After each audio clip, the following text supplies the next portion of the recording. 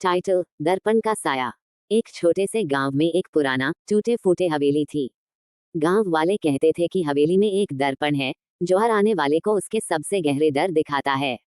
कोई भी उस हवेली के पास जाने की हिम्मत नहीं करता था, लेकिन एक दिन आर्यन, एक साहसी युवा, इस चुनौती को स्वीकार करता है। आर्यन ने सुना था कि दर्पण में छिपा एक खजाना है। एक रात वह हवेली की ओर बढ़ता है। हवेली में घुसते ही उसे अजीब अजीब आवाजें सुनाई देने लगती हैं। जैसे जैसे वह आगे बढ़ता है, उसका दिल तेज धड़कने लगता है।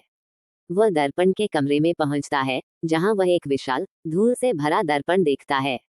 जब आर्यन दर्पण के सामने खड़ा होता है, तो अचानक उसका प्रतिबिंब बदलने लगता है। वह खुद को अंधेरे में चीखते हुए और डरे हुए देखता है। दर्पण में उसका डर साकार होता है, एक डरावनी छाया जो उसे घेर लेती है। आर्यन समझता है कि यह उसकी ही खोई हुई आत्मा है, जो सदियों से इस दर्पण में फंसी हुई है। आर्यन ने भागने की कोशिश की, लेकिन दरवाजे बंद हो चुके थे। वह दर्पण से कहता है कि वह उसे छोड़ दे, लेकिन दर्पण का साया उसे अपनी ओर खींचता है।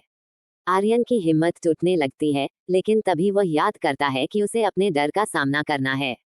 उसने खुद को समझाया और दर्पण के साए को चुनौती दी। उसने कहा, मैं तुमसे नहीं डरता। अचानक दर्पण में एक तेज रोशनी हुई और साया पीछे हट गया।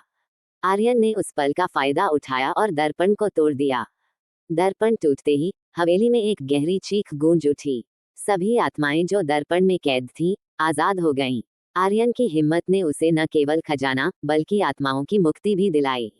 हवेली अब एक पुरानी कहानी बन गई, जहां लोग आर्यन की बहादुरी के बारे में सुनते हैं। लेकिन कभी कभी रात के सन्नाटे में लोग कहते हैं कि दर्पण का साया अब भी